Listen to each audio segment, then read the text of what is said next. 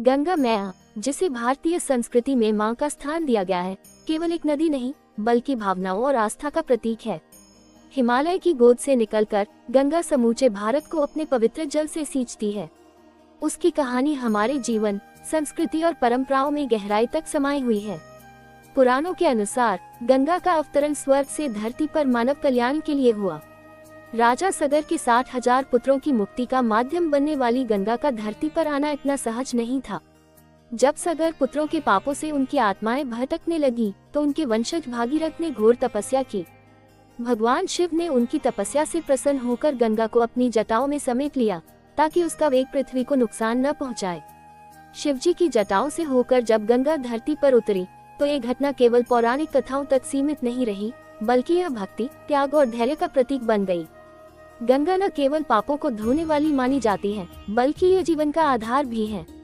करोड़ों लोगों के लिए यह नदी आजीविका का स्रोत है।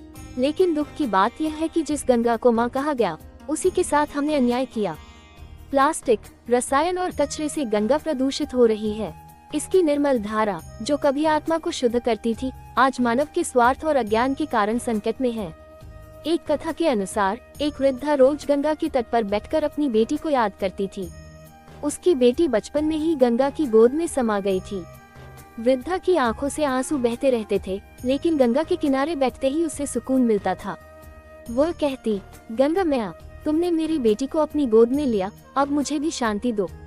और एक दिन जब वृद्धा इस दुनिया से विदा हुई तो उसका अंतिम संस्कार गंगा तट पर हुआ।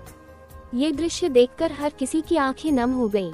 गंगा केवल पानी की धारा नहीं, बल्कि स्नेह, त्याग और ममता की प्रतिमूर्ति है। जब हम गंगा के पास जाते हैं तो उसकी लहरें मानो हमें अपने आंचल में समेटने को तैयार रहती हैं। लेकिन क्या हमने गंगा मैया को वह सम्मान दिया जिसकी वह हकदार है? हमें अपनी आस्था को कर्म में बदलकर गंगा को स्वच्छ और पवित्र बनाए रखना होगा।